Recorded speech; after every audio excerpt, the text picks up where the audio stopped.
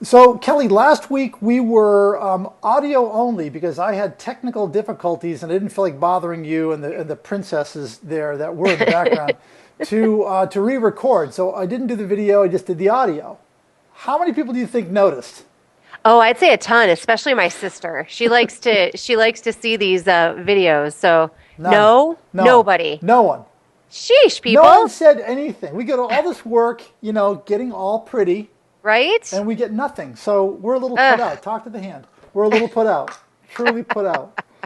So let's talk about getting that appointment, right? That sacred appointment. We've worked so hard. We've talked to the right person. We've said something of great value. We've got the appointment. You wouldn't believe how many people just show up. right. But I'll ask them, like at a coaching call, what are you going to do to get ready? No, they're just gonna wing it. Brush my teeth? I mean, what am I going Right, to do? right. So, according to you and me, there's three things that you've got to know about before you get to the appointment, right? Number Sure. one, you want to know about the company. So, what do I want to know about the company and why? Well, some things that are helpful to know are whether, kind of where they are in their competitive landscape. Are they the number one, competitor, or are they kind of struggling? You might want to know about anything going on. Are they attending any trade shows coming up? Have they had any new products launching? This is all stuff you can get from their website. Read their annual report. Just kind of delve around, read some press releases so that you know kind of some of the buzzwords and talking points that are coming up. Things in press releases are going to be things that are important to the organization, so that'll give you some clues as to kind of where they're going. What their goals are, and kind of what their selling philosophy is too. What does their website tell you about how they communicate with people, with their customers, with their prospects? Okay, Those are so all some things I'd want to know. a lot of information there. Certainly, their products, their services, the overall makeup of the website. She said the selling philosophy, the buying philosophy, the tone. Is it friendly? Does it get all that out of there? Okay, good. Next up, we want to know their industry. Why do we care about their industry? Well, again, this is a bigger picture, but we want to know, is this an industry that's growing? Is this an industry that is experiencing a lot of change? Because that's all going to inform what our approach is, the questions that we ask, and potentially even the solutions that we might tend to offer. So is this something that is new on the horizon, or is this more of a conservative, kind of been around for 200 years kind of industry? Those would be some things that I'd want to know.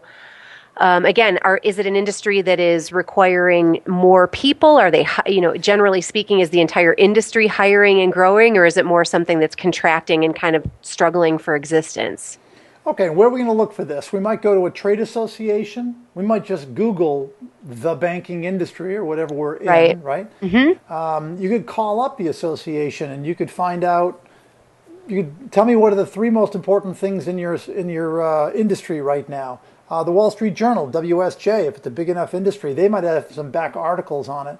And it's amazing, Kelly, that you'll read an article and it'll just seem to make no impact on you, and you'll kind of store it away with all the other useless stuff in your head. And then you'll be talking to the customer and you'll hear yourself quote the Wall Street Journal. And you're like, Mm-hmm. was that me? It's so funny when that happens to me. And all right, so there's the company, there's the industry. The third thing you want to know about is the person. Where do we go to find out about the person? LinkedIn is a great place to start with that. You want to look at that person. Where did they work prior? Where did they go to school? Who do they know? Do you have any friends in common? Do you know somebody that could help make that connection a little bit warmer?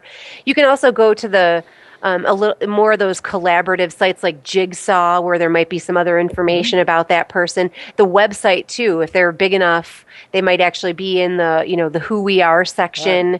So I would kind of cover all of those bases. Trying to think what else. That's probably a pretty good I, start. I think you've got a pretty good start. And now you of course you want to have a plan, you want to have an agenda. That's kind of this webinar that we've done before. But this is just background information. Maybe you'll find something out and you'll just write a little note, find out more about the subject or whatever. What does this say to the customer when you show up this well prepared, Kelly?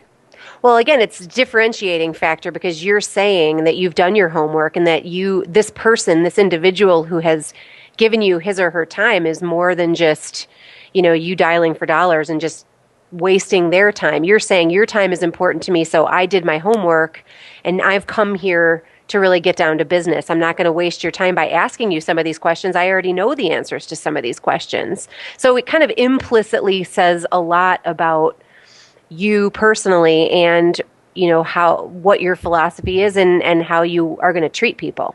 And as we've said in the past, the number one reason why someone's going to buy from you is your sales ability. And this is a tremendously professional thing to do, this kind of preparation. So, Kelly, thanks very much for your thoughts in this week's Short Attention Span webinar. Thanks, Bill. And we'll talk to everybody and see you all next week.